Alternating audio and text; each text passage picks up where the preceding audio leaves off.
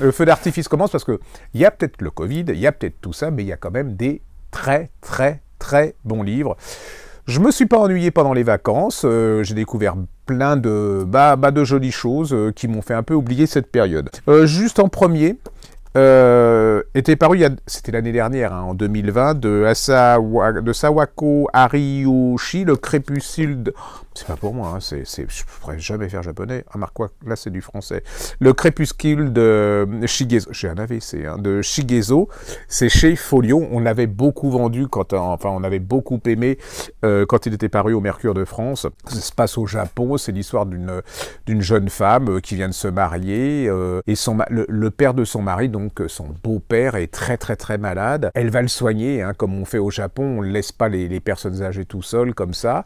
Apparemment, ils n'ont rien pour s'entendre, et puis ils vont se charmer l'un et l'autre, ils vont se parler, C'est un très joli livre sur...